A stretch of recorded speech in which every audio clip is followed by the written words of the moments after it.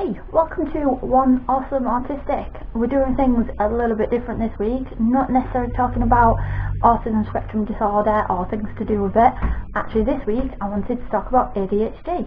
When I had my ASD assessment, I also at the very end of it had to do kind of a little mini kind of test, which is to give an indication of if you also have ADHD.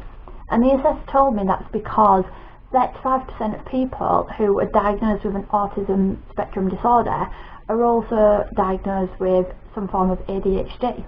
The figure is probably going to be higher though, because that is just people who actually have diagnosis of these things. So what actually is ADHD? ADHD is a disorder that affects a person's behaviour, and this means that a person with ADHD can act impulsively, can be restless and can have trouble concentrating. And the symptoms for ADHD fall into two separate categories. First category is hyperactivity and impulsiveness, and the second category is inattentiveness. But this is where it does get a little bit tricky, because some people with ADHD can have a form of it which is called ADD, which is where you don't have the hyperactivity side of it. And because the symptoms could be a little bit more subtle, it means that sometimes it can go unnoticed and you might not get the diagnosis for it.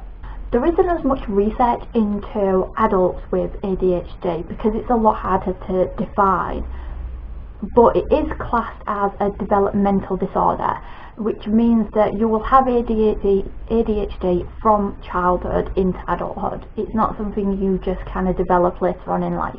But the way symptoms affect adults is different to how they affect children.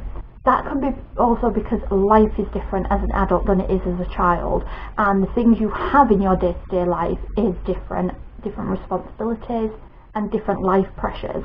When you go into adulthood, hyperactivity tends to decrease, but the inattentiveness tends to increase for those with ADHD. Now I've got a bit of a list for you here, because according to the NHS website, symptoms for ADHD, particularly just in adults, are carelessness and a lack of attention to detail, continually starting new tasks before finishing old ones, poor organisational skills, inability to focus or prioritise, continually losing or misplacing things, forgetfulness, restlessness and edginess, difficulty keeping quiet and speaking out of turn, blurting out responses and often interrupting others, mood swings, irritability and a quick temper, extreme impatience, taking risks in activity, particularly with little or no regard to personal safety and the safety of others around you. And this is why ADHD is sometimes missed in adults, because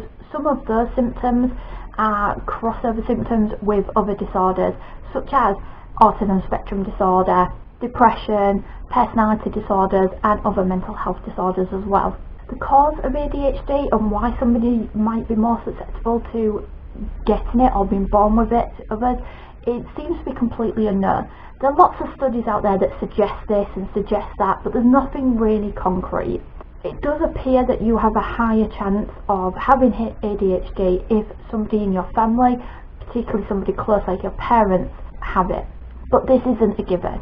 In my family, I'm the only person that has any form of neurological or development disorders. I've been diagnosed with autism spectrum disorder and I'm on the waiting list for an ADHD diagnosis. And some adults might not even really realise that they've got it, because especially if you haven't got the hyperactivity part and you're more ADD than ADHD, you just may not notice it that much, and it might not be something that you actually struggle with. It might be something that actually is a bonus in your life. But for some, it can be quite debilitating. If you think you have ADHD and it is having a negative impact on your life, then definitely go speak to your doctor, your GP, whoever, because getting the right diagnosis and then getting the right treatment will make a massive difference to your life. And when it does come to those diagnosis symptoms, they have to have been present from childhood for it to be ADHD. It can't just have come on more recently, otherwise it's more likely to be something else, but still worth talking to your doctor about.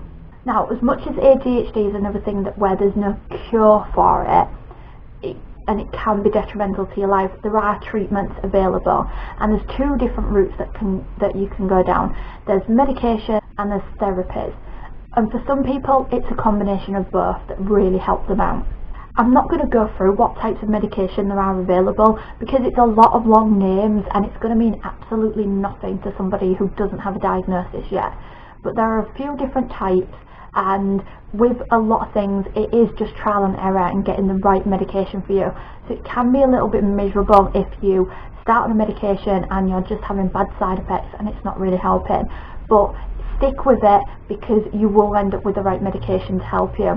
Or you'll find out that medication isn't a help and actually going the therapy route is, but you never know until you trial and error these things. You can also discuss with your doctor how dietary changes and supplements can also help, because there are some foods and drinks are going to be triggers for symptoms of ADHD, so changing your diet around a little bit may also help to lessen those symptoms just a little bit more as well. There are a bunch of tips as well on the NHS website about living with ADHD and doing things which can help to ease your symptoms. If you have the hyperactivity side of it, so you've got lots of energy to burn off, then doing some exercise will burn that excess energy off, and then getting a good night and waking up routine is also really beneficial. If you have issues with organisation, then trying to do something like making lists may help. I'll put as many helpful links as I can in the details below so that there's more information for you guys to look at, especially if you think you may have ADHD or you're struggling with the symptoms of ADHD. Hope this video has been informative for you, and I hope it helps somebody out there who is trying to figure out what their symptoms mean and what they're struggling with. But that's it from me this time. I'll see you in the next video. Bye for now.